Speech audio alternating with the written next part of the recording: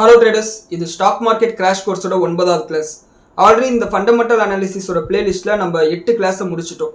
இந்த 8 கிளாஸஸில் ஒரு கம்பெனி எப்படி உருவாகுது, உருவான கம்பெனி ஐபிஓவாக மார்க்கெட்டுக்குள்ளார எப்படி வருதுன்ற வரையும் பார்த்துருந்தோம். அண்ட் அது மட்டும் இல்லாமல் நம்ம ஒரு ட்ரேடராக ஒரு ஆர்டரை புரோக்கர் கிட்ட போடுறோம். புரோக்கரை தாண்டி பேக் எண்டில் எந்தெந்த ஆர்கனைசேஷன் எல்லாம் வந்து இந்த ஆர்டரை டிரான்சாக்ஷன் பண்ணுறதுக்கு உதவுறாங்கன்னு சொல்லிட்டு பார்த்துருந்தோம். புரோக்கர் கிட்ட நம்மளோட பணம், நம்மளோட ஷேர்ஸ் எல்லாம் பத்திரமா இருக்கா, அதுக்கு செவி எந்த மாதிரியான ரூல்ஸை போட்டிருக்காங்கன்ற ஸ்ட்ரக்சரையும் பார்த்துருந்தோம்.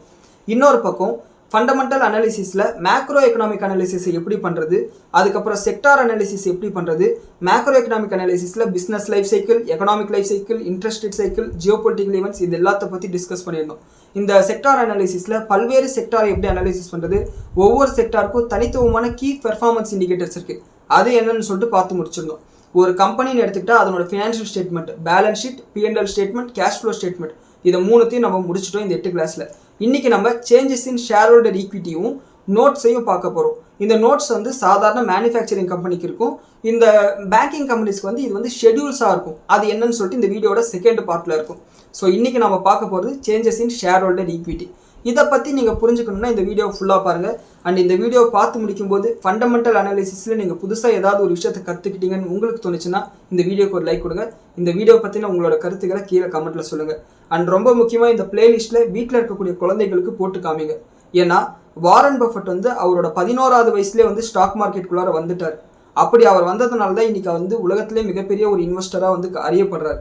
ஆனால் ஒரு சராசரியான இந்தியன் வந்து 25 வயசுக்கு மேலே தான் ஸ்டாக் மார்க்கெட்டுக்குள்ளாரே வராங்க. 23 வயசுக்கு மேலே வருவாங்க, காலேஜ் முடிச்சுட்டு தான் வருவாங்க. நான் வந்து என்னோட 19வது வயசில் ஸ்டாக் மார்க்கெட்டுக்குள்ளார வந்தேன். ஸோ எவ்வளோ சீக்கிரமாக நம்ம இந்த ஃபினான்ஷியல் மார்க்கெட்டுக்குள்ளார வரமோ அவ்வளோ சீக்கிரமாக அந்த அளவுக்கு அதிகமான வெல்த்தை நம்மளால் கிரியேட் பண்ண முடியும். அதுக்காக தான் இப்போ வந்து நம்ம கிளாஸ்குள்ளார போயிடலாம். நம்ம ஆல்ரெடி வந்து இந்த ஃபினான்ஷியல் ஸ்டேட்மெண்ட்ஸில் balance sheet, P&L statement, cash flow statement, இது மூணுத்தையும் பார்த்துருந்தோம். இன்றைக்கி சேஞ்சஸ் இன் ஷேர் ஹோல்டர் ஈக்விட்டியை பார்க்க போகிறோம். இந்த changes in share holder equity அப்படின்ற வார்த்தையிலேயே உங்களுக்கான அர்த்தம் இருக்கும். அதாவது ஒரு ஷேர் ஹோல்டரோட ஈக்விட்டியில் என்னென்ன மாற்றங்கள் வந்திருக்கு அப்படின்னு சொல்லக்கூடிய ஒரு ஸ்டேட்மெண்ட் தான் இந்த statement, changes in share holder equity statement. So இந்த ஷேர் ஹோல்டர் ஈக்விட்டின்றதை நீங்கள் புரிஞ்சுக்கணுன்னா நீங்கள் பேலன்ஸ் ஷீட்டை படிச்சுட்டு இருந்தீங்கன்னா, ஆல்ரெடி நம்ம பேலன்ஸ் ஷீட் வந்து 6வது கிளாஸில் இருக்கும். அந்த 6வது கிளாஸை நீங்கள் பார்த்துட்டு இருந்தீங்கன்னா இது வந்து உங்களுக்கு ஈஸியாக புரியும். அதாவது ஒரு பேலன்ஸ் ஷீட்டோட ஃபார்முலா வந்து asset is equal to equity plus liability. அதாவது ஒரு குறிப்பிட்ட தேதியில் ஒரு கம்பெனியில் எவ்வளோ சொத்து இருக்குது, அந்த சொத்தில் கம்பெனியோட ஓனருக்கு எவ்வளோ சொந்தம், வெளியில் கொடுக்க வேண்டிய பணம் எவ்வளோ அப்படின்றத ஒரு பேலன்ஸ் ஷீட்டோட அடிப்படையான ஒரு ஸ்ட்ரக்சர், ஒரு ஸ்கெலிட்டன். இந்த ஸ்டேட்மெண்ட்டில் இந்த ஈக்விட்டி மட்டும், இதில் இருக்கக்கூடிய மாற்றங்களை மட்டும் பேச போகிறோம், அவ்வளோதான். நீங்கள் பேலன்ஸ் ஷீட்டில் பார்க்கும்போதே ஈக்விட்டின்ற செக்ஷனில் வந்து பார்த்தோம்னா அசெட்டில் வந்து கரண்ட் அசெட், நான் கரண்ட் அசெட், லைபிலிட்டியில் கரண்ட் லைபிலிட்டி, நான் கரண்ட் லைபிலிட்டின்னு இருக்கும். ஆனால் ஈக்விட்டியில் வந்து ஷேர் கேபிட்டல், அப்புறம் ரிசர்வ்ஸஸ், அதுக்கப்புறம் நான் கண்ட்ரோலிங் இன்ட்ரெஸ்ட்னு சொல்லிட்டு 3 கேட்டகரியாக பிரிச்சிருப்பாங்க. அதே 3 கேட்டகரியில் என்னென்ன மாற்றங்கள் வந்ததுன்னு சொல்லிட்டு தான் இந்த ஸ்டேட்மெண்ட்லேயே நம்ம பார்க்க போகிறோம்.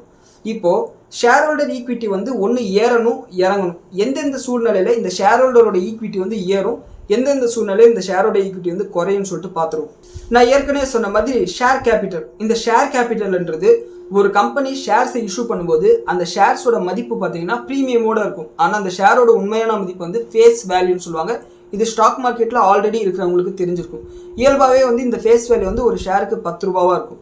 உதாரணத்துக்கு ஒரு கம்பெனி வந்து 100 கோடி ஷேர்ஸ் இஷ்யூ பண்ணுறாங்கன்னா ஒரு ஷேரோட வேல்யூ வந்து 10 ரூபா, ஃபேஸ் வேல்யூ வந்து 10 ரூபான்னு வச்சுக்கிட்டீங்கன்னா இந்த ஷேர் கேபிட்டல் வந்து 1000 கோடி ரூபாவாக இருக்கும். ஒருவேளை இவங்க போனஸ் இஷ்யூ பண்ணாங்கன்னா இந்த ஷேர் கேபிட்டல் இன்க்ரீஸ் ஆகும்.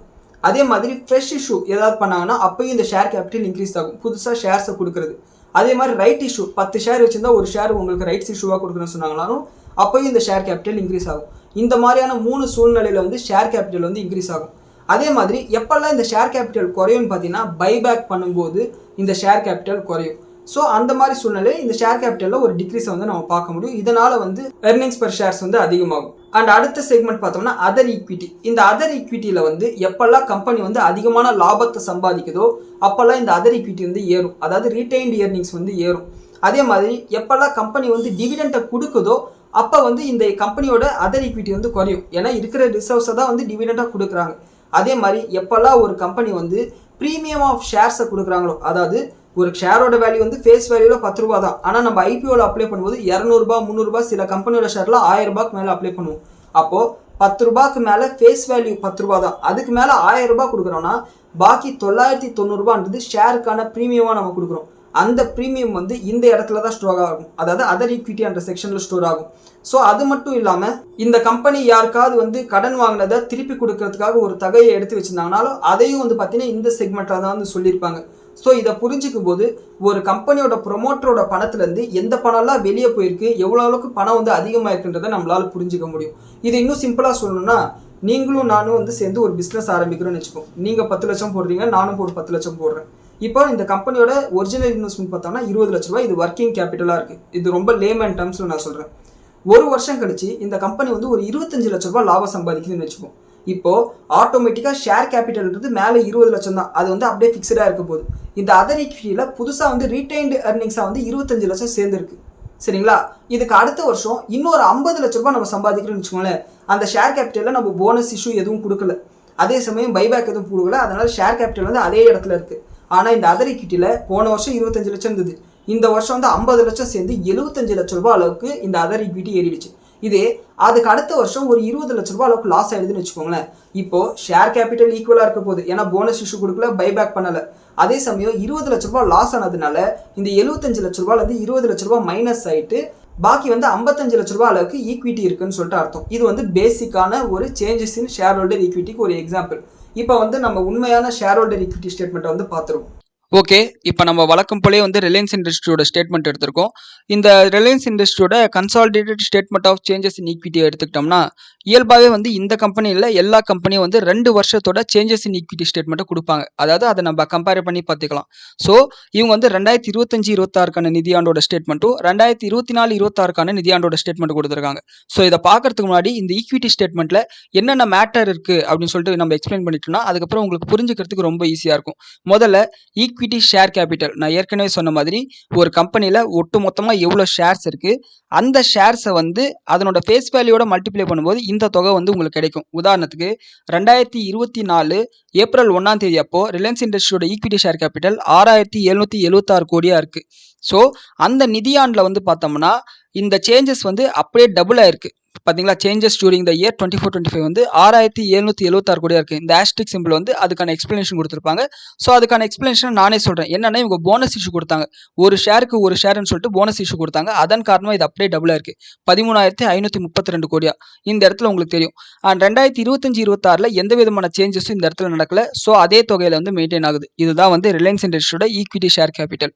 இந்த இடத்துல நாம ஒரு இன்வெஸ்டராக வந்து என்ன பார்க்கணும்னா, இந்த ஈக்விட்டி ஷேர் கேபிட்டல் டைல்யூட் ஆச்சுன்னா அது நமக்கு நெகட்டிவான விஷயம். இப்போ இது அப்படியே டபுளாக இருக்கு, இது நெகட்டிவான விஷயம் இல்லை. காரணம் வந்து போனஸ் இஷ்யூ தான் கொடுத்துருக்காங்க. எக்ஸிஸ்டிங் ஷேர் ஹோல்டருக்கு ஒரு ஷேருக்கு ஒரு ஷேர் வந்து ஃப்ரீயாக கொடுத்துட்டாங்க. ஆனால் அது இல்லாமல் ப்ரிஃபரன்ஷியல் இஷ்யூவாவோ ரைட்ஸ் இஷ்யூவாவோ இல்லை புதுசாக வந்து பார்த்தீங்கன்னா ஃப்ரெஷ் இஷ்யூவோ ஃபாலோ பப்ளிக் ஆஃபரிங்ஸாவோ ஏதோ ஒன்றத்தை கொடுக்குறாங்கன்னு வச்சுக்கோங்களேன், அது எக்ஸிஸ்டிங் ஷேர் ஹோல்டருக்கு நெகட்டிவான விஷயம். நம்ம ஏற்கனவே வந்து இந்த நம்மளோட எக்ஸாம்பிளுக்கு ஒன்று சொன்னோம் பார்த்தீங்களா, இப்போ நீங்களும் நானும் ஒரு 10 லட்ச ரூபா முதலீடு போட்டு ஒரு வியாபாரத்தை ஆரம்பிக்கிறோம். நம்ம 2 பேருக்குமே வந்து 50-50% அளவுக்கு ஈக்விட்டி ஹோல்டிங் இருக்கு. ஆனால் இப்போ நான் என்ன சொல்கிறேன், புதுசாக ஒருத்தர் வந்து ஒரு 20 லட்ச ரூபாய் முதலீடு பண்ணுறாரு, அவருக்கு 50% ஷேர்ஸை கொடுத்துருவான்னு சொல்லும்போது ஆட்டோமேட்டிக்காக உங்களோட ஹோல்டிங் 25% குறையுது, என்னோட ஹோல்டிங் 25% குறையுது, புதுசாக வரவங்களுக்கு 50% போயிடுது. ஸோ ஆல்ரெடி எக்ஸிஸ்டிங்காக இருக்கக்கூடிய ஷேர் ஹோல்டர்ஸ்க்கு கம்பெனி மேலே இருக்கக்கூடிய ஹோல்டிங்ஸ் வந்து குறையுது. இது வந்து எக்ஸிஸ்டிங் ஷேர் ஹோல்டர்ஸ்க்கு நெகட்டிவான விஷயம். நாம ஒரு இன்வெஸ்டராக இந்த ஈக்விட்டி வந்து டைல்யூட் ஆகுதான்னு சொல்லிட்டு செக் பண்ணணும். அண்ட் அடுத்து அதர் ஈக்விட்டி செக்மெண்ட்டுக்கு வந்தோம்னா இதை வந்து 3 கேட்டகரியாக பிரிக்கலாம். ஒன்று ரிசர்வ்ஸ் அண்ட் சர்ப்ளஸ், இன்னொன்று அதர் காம்ப்ரிஹென்சிவ் இன்கம், இன்னொன்று பார்த்தீங்கன்னா நான் கண்ட்ரோலிங் இன்ட்ரெஸ்ட். இந்த அதர் காம்ப்ரிஹென்சிவ் இன்கம்ன்றது அந்த அளவுக்கு வந்து பணமாக மாற்றப்படாத விஷயம், அன்ரியலைஸ்டு ப்ராஃபிட்னு சொல்லிட்டு ஒரு உதாரணத்துக்கு எடுத்துக்கோங்க. அண்ட் ரிசர்வ்ஸ் அண்ட் சர்ப்ளஸ் வந்து ஆட்டோமேட்டிக்காக வந்து பிஎன்எல் ஸ்டேட்மெண்ட் வந்து நமக்கு ட்ரான்ஸ்ஃபர் ஆகக்கூடாது. அண்ட் நான் கண்ட்ரோலிங் இன்ட்ரெஸ்ட் வந்து நம்ம ஏற்கனவே வந்து பேலன்ஸ் ஷீட்டை வந்து பேசும்போதே சொல்லியிருக்கோம், கிளாஸ் 6ல் வந்து பார்த்துருக்கோம். இந்த நான் கண்ட்ரோலிங் இன்ட்ரெஸ்ட்ன்றது இப்போ ரிலையன்ஸ் இண்டஸ்ட்ரி வந்து உதாரணத்துக்கு என்னோட கம்பெனி வந்து வாங்க வராங்கன்னு வச்சுப்போம். என்னோட கம்பெனியோட வேல்யூவேஷன் வந்து 1000 கோடி ரூபாய். நான் வந்து ஒரு 75% ஷேர்ஸ் வந்து அம்பானிக்கு வித்துட்டு பாக்கி ஒரு 25% ஷேர்ஸை வந்து விற்காம நானே வச்சிருக்கேன்னு வச்சுக்கோங்களேன். அதுக்கான தொகை தான் இந்த தொகை, நான் கண்ட்ரோலிங் இன்ட்ரெஸ்ட் அப்படின்னு சொல்லிட்டு அந்த தொகையை வந்து இந்த இடத்துல மென்ஷன் பண்ணியிருக்காங்க. ஸோ என்னதான் இது வந்து மைனாரிட்டி இன்ட்ரெஸ்ட்டாக இருந்தாலும் நான் கண்ட்ரோலிங் இன்ட்ரெஸ்ட்டாக இருந்தாலும் இது வெளியே போக வேண்டிய பணமாக இருந்தாலும் அக்கௌண்டிங்காக இது ரிலையன்ஸ் இண்டஸ்ட்ரியோட பேலன்ஸ் ஷீட்குள்ளார ஃபைனான்ஷியல் ஸ்டேட்மெண்ட்ஸ்குள்ளார வந்துடும். ஸோ அதை தான் வந்து இந்த இடத்துல ரிஃப்ளெக்ட் பண்ணியிருக்காங்க. ஆனால் இதை தனியாக பிரித்து கொடுத்துருக்காங்க. அதுதான் வந்து அக்கௌண்டிங்கில் இருக்கக்கூடிய விஷயம். ஸோ அதை வந்து நம்ம ரொம்பலாம் ஆராய்ச்சி பண்ண தேவையில்லை. ஸோ இதில் ஒவ்வொரு ஜாகரனா வந்து இப்போ எக்ஸ்பிளைன் பண்ணிடுவோம். கேபிட்டல் ரிசர்வ்ன்றது நம்ம எப்படி எடுத்துக்கணும்னா, இப்போ ஒரு ஃபினான்ஷியல் அசட்டை வந்து ட்ரான்ஸ்ஃபர் பண்ணும்போது ஒரு அன்ரியலைஸ்டு ப்ராஃபிட்டோ கெயினோ ஆகுது. அது வந்து வெறும் அக்கௌண்டிங் ப்ராஃபிட். உதாரணத்துக்கு ஒரு வருஷத்துக்கு முன்னாடி நான் வந்து ஒரு ஏக்கர் நிலத்தை வாங்கியிருக்கேன். அந்த ஒரு ஏக்கர் நிலத்தோட விலை வந்து ₹1,00,000 வச்சுப்போம். அந்த ₹1,00,000 மதிப்புள்ள நிலத்தை வந்து இப்போ நான் என்னோட சப்சிடரி கம்பெனிக்கு மாற்றும் போது இப்போ இருக்கக்கூடிய கரண்ட் மார்க்கெட்டோட வேல்யூ வந்து 10,00,000 இருக்குன்னு வச்சுக்கோங்களேன். ஆட்டோமேட்டிக்காக ₹9,00,000 அளவுக்கு எனக்கு ப்ராஃபிட் வந்திருக்கு. ஆனால் இந்த ப்ராஃபிட் வந்து எனக்கு ரியலைஸ்டு ப்ராஃபிட் இல்லை, இது வெறும் அக்கௌண்டிங் ப்ராஃபிட். இந்த ₹9,00,000 கைட்லைன் வேல்யூ ஏற்றுனதுனால வந்திருக்கலாம், இல்லைனா வந்து உண்மையாகவே அங்கே மார்க்கெட்டோட நிலவரம் அதுவாக கூட இருக்கலாம். ஸோ அதன் காரணமாக வந்து உருவாகக்கூடிய ஒரு ப்ராஃபிட், அதை வந்து கேபிட்டல் ரிசர்வாக வந்து மென்ஷன் பண்ணுறாங்க. ஸோ ரிலையன்ஸ் இண்டஸ்ட்ரி பொறுத்தவரையும் இந்த நிதியாண்டில் வந்து மிகப்பெரிய அளவுக்கு எந்த விதமான மாற்றமும் ஏற்படவில்லை. அதாவது 2025லேருந்து 26க்குள்ளார. அண்ட் அது மட்டும் இல்லாமல் அடுத்து கேபிட்டல் ரிடம்ஷன் ரிசர்வ். இந்த இடத்துல என்ன வரும்னா, பைபேக் பண்ணுறது எல்லாமே இந்த இடத்துல தான் வரும். அது மட்டும் இல்லாமல் நீங்கள் ப்ரிஃபரன்ஷியல் ஷேர்ஸ் ஏதாவது வாங்கியிருந்தாங்கன்னா அவங்களுக்கு வந்து அந்த ப்ரிஃபரன்ஷியல் ஷேர்ஸ்க்கு வந்து வட்டி கொடுக்க வேண்டியது இருக்கும். அதாவது இப்போ ஃபிக்ஸடாக டிவிடெண்ட் வந்து 10% கொடுக்குறோன்னு சொல்லிட்டு சொல்லிடுவாங்க. நீ வந்து ₹1000 என் ஷேரை வாங்கிக்கோ, உனக்கு வருஷத்துக்கு 10% நான் டிவிடெண்ட் கொடுத்துட்றேன் அப்படின்னு சொல்லிட்டு சில ஷேர்ஸ் இருக்கும். அதுக்கான தொகையை வந்து பார்த்தீங்கன்னா இந்த இடத்துல வந்து வந்திருக்கும். ஸோ இது எக்ஸாக்டாக வந்து என்னன்னு சொல்லிட்டு நமக்கு தெரியல. ஆனால் 2025 ஏப்ரல் 1 இந்த செக்மெண்ட்ல 44 கோடி வச்சவங்க அண்ட் 2025-26 வந்த ரீடைன்டு ப்ராஃபிட்ல வந்து ஒரு 1059 கோடி ரூபாய் வந்து ஒதுக்கி மொத்தம் 1103 கோடி ரூபாய் அளவுக்கு இந்த கேபிட்டல் ரிடம்ஷன் செக்மெண்ட்ல வந்து வச்சிருக்காங்க. அண்ட் அதே மாதிரி தான் டிபென்ச்சர் ரிடம்ஷன் ரிசர்வ். அதாவது இவங்க என்சிடி கொடுத்துருக்கலாம், நான் convertible debentures, convertible debentures, partially convertible debentures சொல்லிட்டு பல விதமான டிபென்ச்சர்ஸை கொடுத்து அதன் மூலமா வந்து ஃபண்ட் ரைசிங் பண்ணியிருக்கலாம். அதுக்கு வந்து ஃபண்ட்ஸை வந்து செட்டில் பண்ணணும், இல்லை வட்டி கட்டணும் அப்படின்ற தொகையை வந்து இந்த இடத்துல வந்து கொண்டு வந்து வைப்பாங்க. இது வந்து 2025 ஏப்ரல் 1 அளவுக்கு 2069 கோடி அளவுக்கு இருந்திருக்கு. இந்த வருஷம் வந்து வந்த ரீடைன்டு ப்ராஃபிட்ஸ்ல வெறும் 39 கோடியை மட்டும் இதுக்கு ஒதுக்கி வச்சிருக்காங்க. ஒட்டு மொத்தமா இந்த செக்மெண்ட்ல 2108 கோடி ரூபாய் அளவுக்கு பணத்தை வந்து ஒதுக்கி வச்சிருக்காங்க. அண்ட் அடுத்து ஷேர் பேஸ்டு பேமெண்ட் ரிசர்வ். இது வந்து எதுக்குன்னு பார்த்தீங்கன்னா எம்ப்ளாயி ஸ்டாக் ஆப்ஷன் சொல்லுவாங்க. இந்த எம்ப்ளாயி ஸ்டாக் ஆப்ஷன் வந்து என்ன கேட்டகரினா, நீங்க உதாரணத்துக்கு இந்த எம்ப்ளாயிஸ்ல வந்து டாப் எக்ஸிக்யூட்டிவ்ஸ் வந்து சம்பளத்தோட சேர்த்து ஈசாப்ஸ் கொடுப்பாங்க. அவங்க வந்து தேவைப்படும் போது இந்த ஷேர்ஸை வந்து இந்த ஆப்ஷன்ஸை வந்து ஷேர்ஸை வந்து கன்வெர்ட் பண்ணிக்கலாம். அந்த தொகைக்காக இவங்க ஒதுக்கி இருக்கிற பணம் வந்து பார்த்தோம்னா 117 கோடின்னு சொல்லியிருக்காங்க. ஆல்ரெடி வந்து 770 கோடி இருந்தது, அதில் 117 கோடி அளவுக்கு கழிஞ்சு இப்போ 673 அளவுக்கு இந்த இடத்துல ரிசர்வ் வந்து மெயின்டைன் பண்றாங்க. அதாவது நிறைய பேர் வந்து இதை வந்து யூஸ் பண்ணிக்கிட்டாங்கன்னு அர்த்தம். அண்ட் அடுத்து ஸ்டாச்சுட்டரி ரிசர்வ். இது வந்து பார்த்தீங்கன்னா கவர்மெண்ட் சொல்லக்கூடிய சட்டங்கள் படி பண்ணக்கூடியது. உதாரணத்துக்கு கவர்மெண்ட் வந்து எப்பயுமே நீ வந்து ஒரு 1 கோடி ரூபாய் அளவுக்கு ரிசர்வ்ல வச்சுக்கணும்னு சொல்றாங்கன்னா, நான் என் வியாபாரத்துல இருந்து 1 கோடி ரூபாய் எடுத்து ரிசர்வா வச்சுக்கணும்.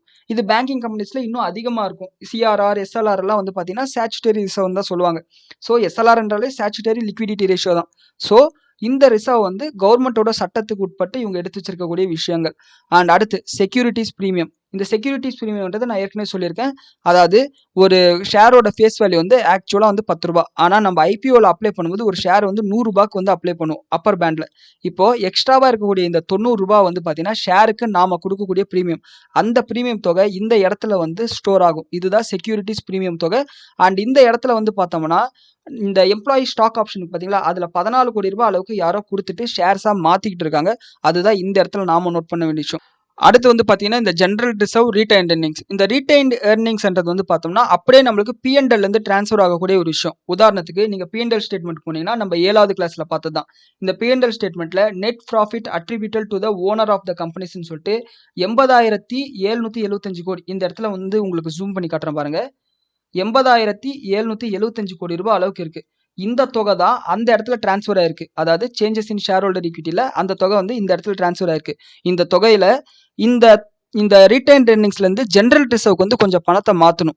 இதுக்கு முன்னாடி வருஷங்களில் ரிலையன்ஸ் இண்டஸ்ட்ரி ரீடைன்ட் எர்னிங்ஸாக 3,91,943 கோடி வச்சிருக்கு. அது இல்லாமல் ஜென்ரல் ரிசர்வ் இந்த பணத்தை வச்சிருக்கு. இந்த ஜென்ரல் ரிசர்வ் ரீடைன்ட் எர்னிங்ஸும் நீங்கள் எப்படி பார்த்துக்கணும்னா, இப்போ ரிலையன்ஸ் இண்டஸ்ட்ரி அடுத்த வருஷம் வந்து ஒரு 1000 கோடி ரூபாய் அளவுக்கு லாஸ் பண்ணிடுறாங்கன்னு வச்சுக்கோங்களேன். இந்த லாஸை எதுலேருந்து கழிப்பாங்கன்னா இந்த ஜென்ரல் ரிசர்வ்லேருந்து தான் கழிப்பாங்க. ரீடைன்ட் எர்னிங்ஸை தொட மாட்டாங்க. ஒன்ஸ் இந்த ஜென்ரல் ரிசர்வ் மொத்தமாக காலியானதுக்கப்புறம் மறுபடியும் ரீடைன்ட் எர்னிங்ஸ்லேருந்து கொஞ்சம் கொஞ்சமாக பணத்தை வந்து இந்த ஜென்ரல் ரிசர்வ்க்கு மாற்றுவாங்க.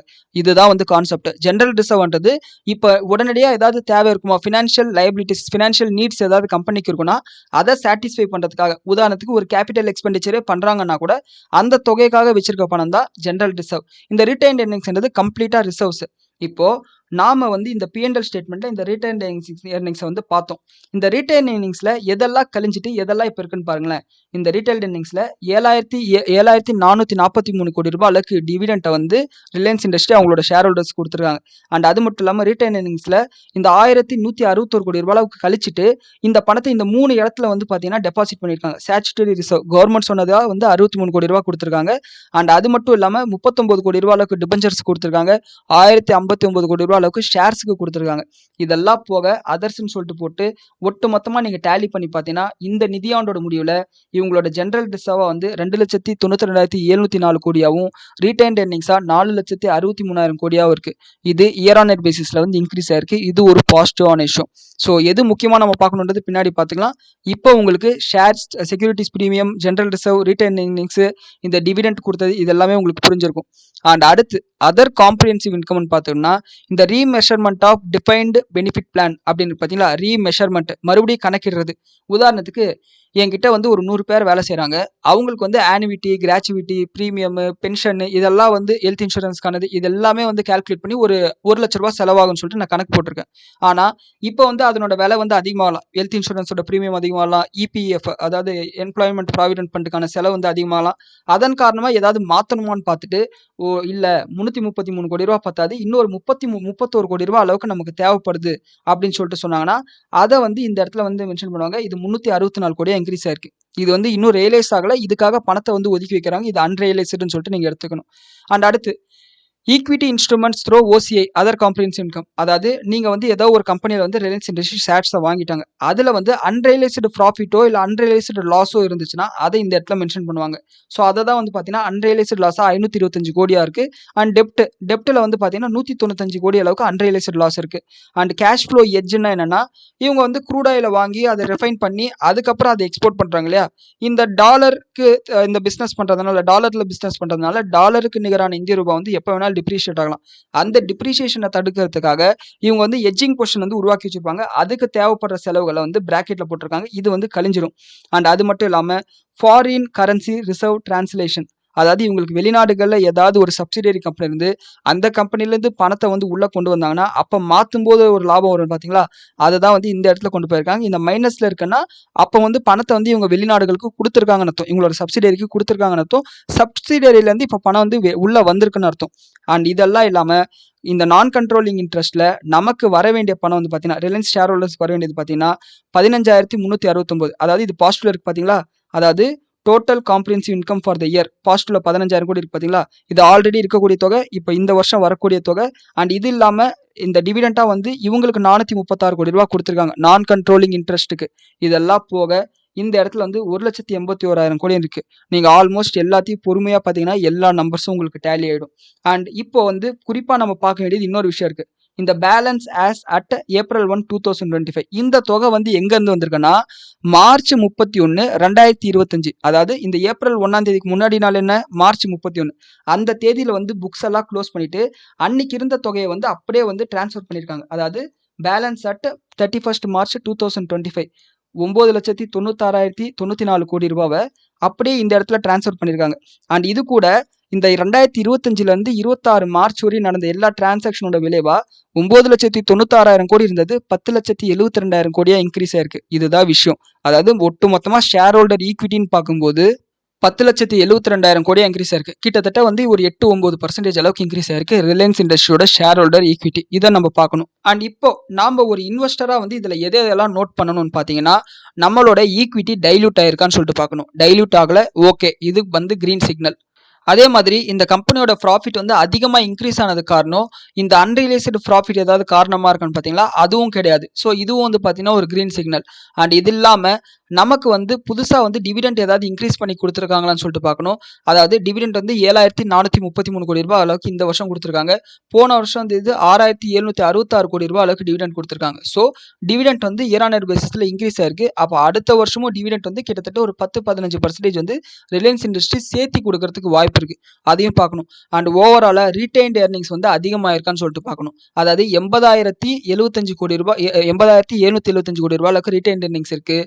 அண்ட் போன வருஷம் பார்த்தோம்னா ரீட்டைன்ட் ஏர்னிங்ஸாக வந்து 69,648 கிட்டத்தட்ட 11,000 கோடி, கிட்டத்தட்ட வந்து 20% அளவுக்கு ரீட்டைன்ட் ஏர்னிங்ஸ் வந்து அதிகமாக இருக்குது.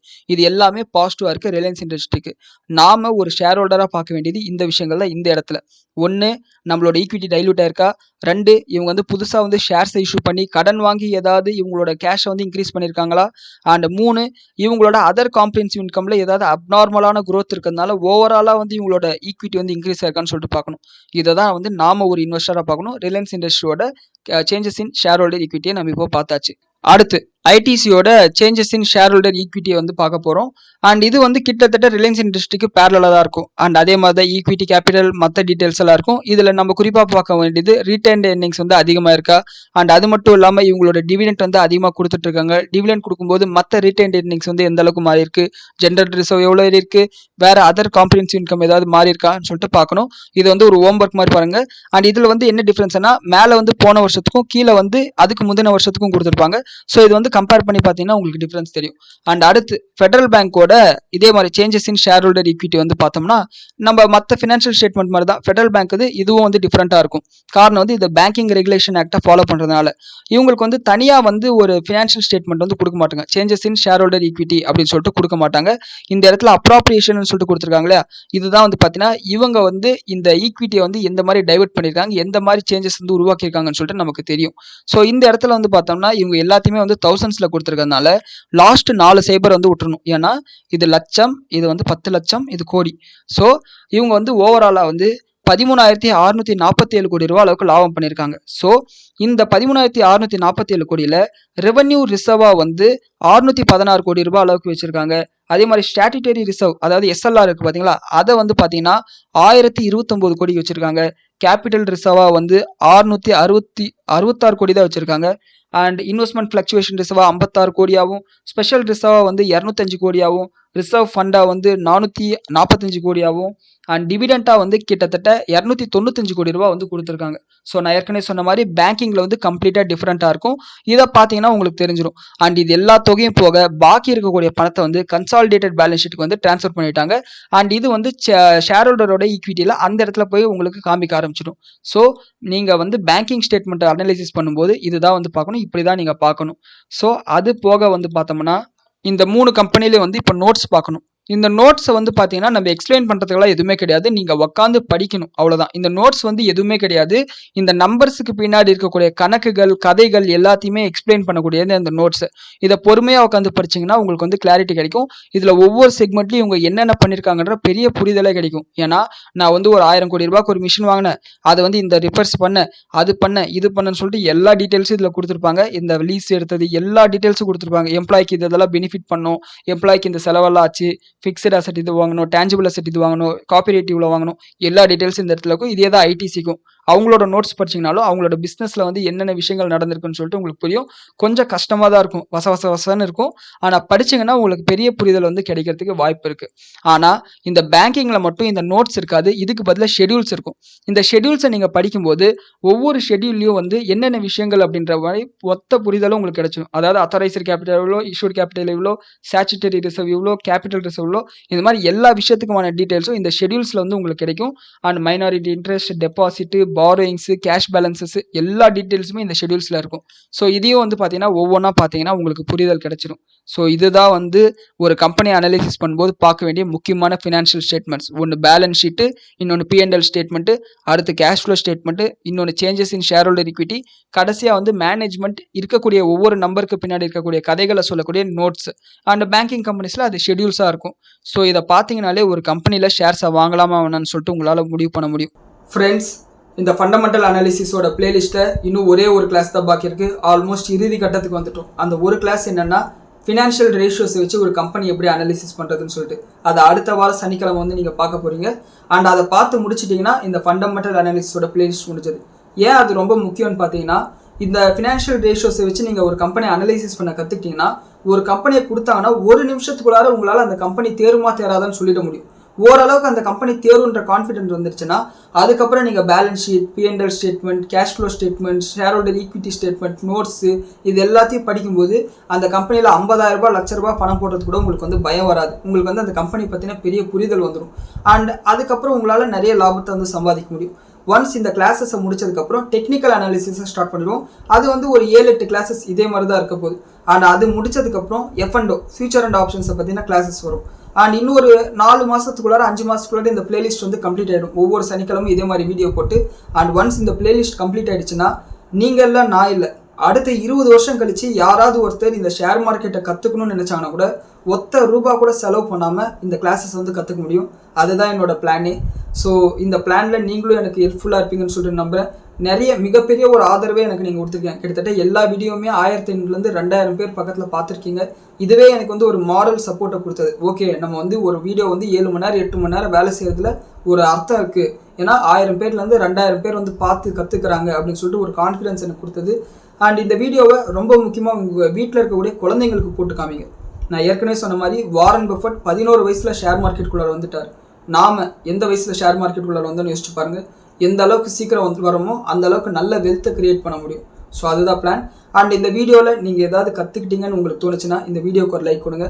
அண்ட் இந்த வீடியோ பற்றின உங்களோட கருத்துக்கள், இந்த கிளாஸஸை பற்றின உங்களோட கருத்துக்களை கீழே கமெண்ட்ஸில் பதிவிடுங்க. அதை பார்த்து நானும் தெரிஞ்சுக்கிறேன். நன்றி, வணக்கம், ஜெய் ஹிந்த்.